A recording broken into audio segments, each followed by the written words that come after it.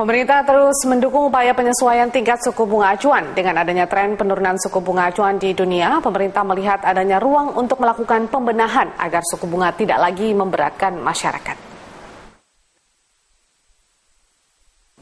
Pemerintah berupaya untuk bisa menurunkan bunga tabungan atau deposito nasabah kelas kakap di perbankan. Dengan penurunan suku bunga tabungan dan deposito, diharapkan bisa mendorong perbankan untuk bisa menurunkan suku bunga kreditnya.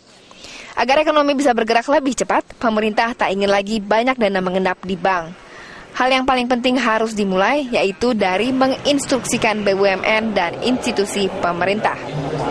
Menteri Koordinator Bidang Perekonomian Darmin Nasution mengatakan pemerintah terus mendukung upaya penyesuaian tingkat suku bunga acuan yang saat ini tren globalnya sedang bergerak turun.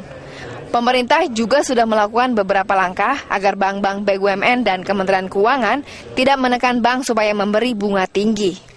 Menurut Darmin, proses penyesuaian suku bunga terus berjalan berkesinambungan karena apabila suku bunga acuan turun, hal tersebut bisa berdampak positif ke sektor ekonomi lainnya, terutama sektor real. Nah, itu yang kita coba batasi. Tidak bisa. Ada batasnya ini. Jangan cari duit dengan duit kalau pemerintah. Ya kan? Kalau swasta bolehlah cari duit dengan duit. Nah, sehingga dengan begitu tingkat bunga tabungan dulu atau deposito itu menurun dulu. Habis itu pasti akan dia sentuh yang namanya tingkat bunga kredit. Di tahun 2015, industri perbankan nasional sedang mengalami pengetatan likuiditas, sehingga beberapa bank berlomba-lomba menarik dana dari masyarakat dengan menawarkan bunga yang cukup tinggi. Saling menawarkan suku bunga tinggi berpotensi menjadi perang suku bunga yang justru berdampak negatif terhadap perekonomian. Tingginya suku bunga kredit akan membuat sektor real malas untuk mengambil pembiayaan.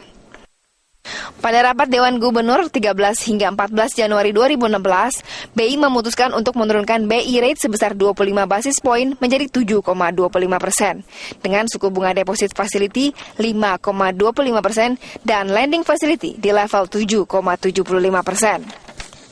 BI mengklaim keputusan tersebut sejalan dengan pernyataan sebelumnya bahwa ruang pelonggaran kebijakan moneter semakin terbuka dengan terjaganya stabilitas makroekonomi serta meredanya ketidakpastian pasar keuangan global pasca kenaikan Fed Fund Rate.